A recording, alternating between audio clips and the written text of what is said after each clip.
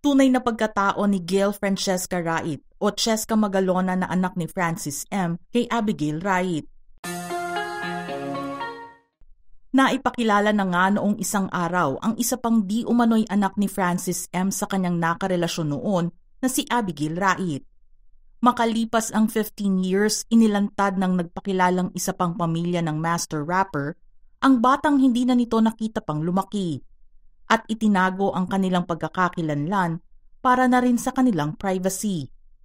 Pero nang mailabas ang video mula sa Pinoy Pawn Stars, doon na ikwento ang tunay na dahilan kung bakit nanahimik sila ng maraming taon.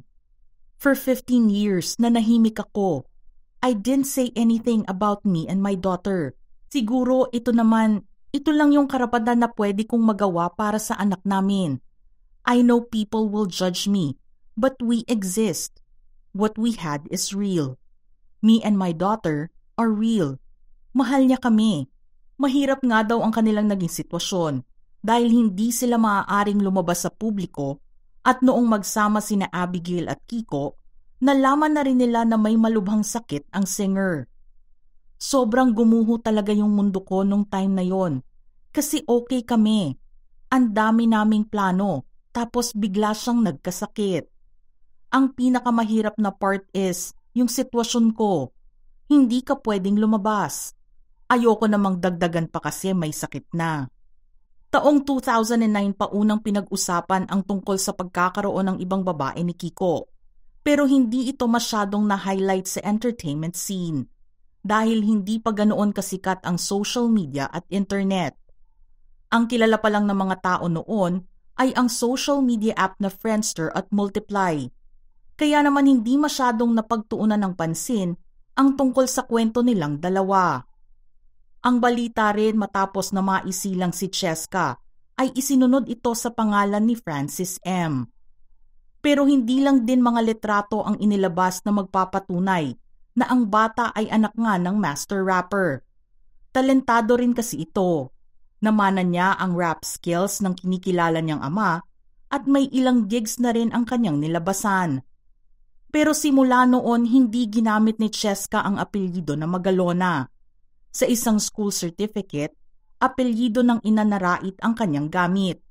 At noong makilala ang social media, makikita sa account ni Cheska ang mga litrato niya kasama ang ibang mahal sa buhay. At wala ni isang litrato ni Francis M. ang isinama niya rito. Gamit na gamit nga ang social media ng mga tao ngayon na animoy dito na nakabase ang pagkilala sa isang individual. Masakit man para sa bata ang hindi makilala ang tunay na ama at dahil kailangan rin nilang mag-ingat, hindi nito idinikit ang pangalan ng ama para sa kanyang pagsikat. Ang mga netizens naman na nakahanap ng mga live gigs ni Cheska ay ipinakalat sa internet ang talento nito.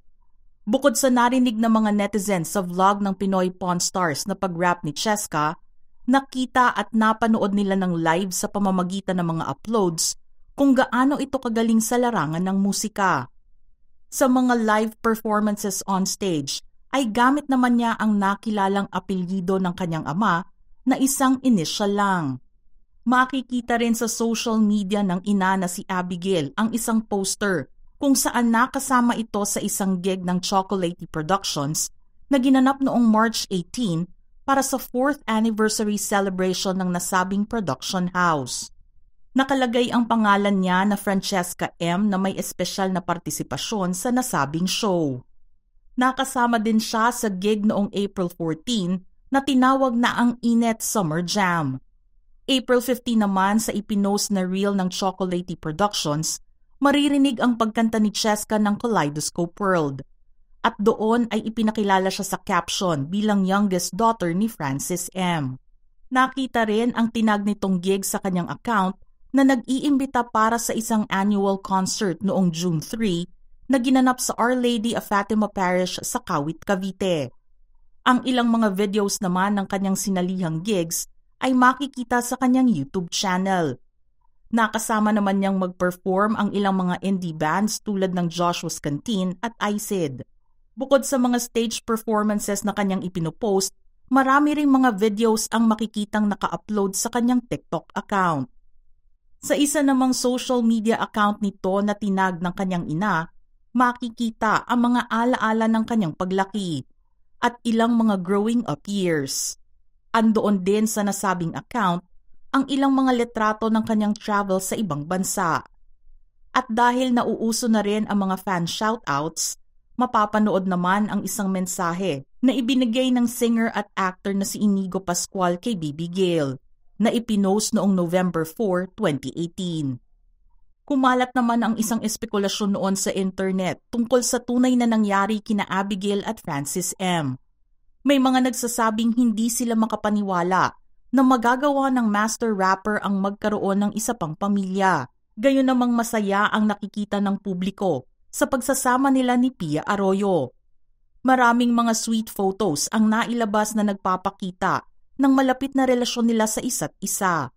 Pero pinagdudahan din ang paglalabas ni Abby ng imbitasyon para sa binyag ni Francesca noon. Pinagdedebatehan kasi noon ang nakita nilang singsing sa post at na-question kung sila ba ay ikinasal o hindi. Makikita nga kasi na ang apelyido ng bata ay Rait, na isinunod sa apelyido ng ina.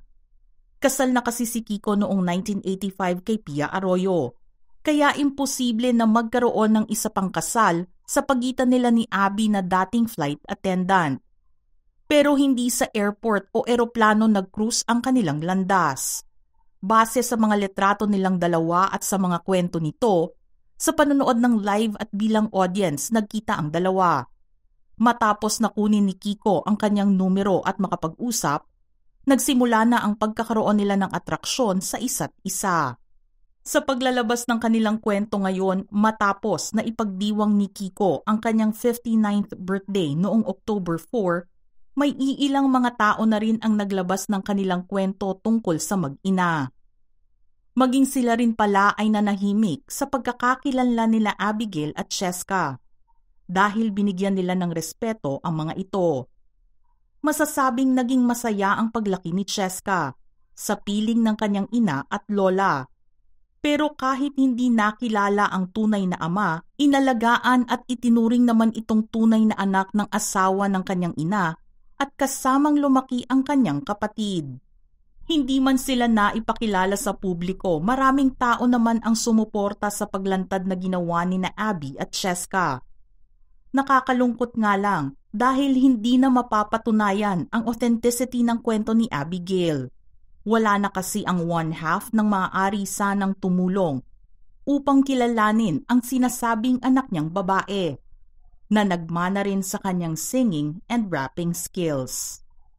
Mga ka-showbiz peeps, ano ang inyong reaksyon sa ating paksa ngayon? Just type in your thoughts in the comment section below.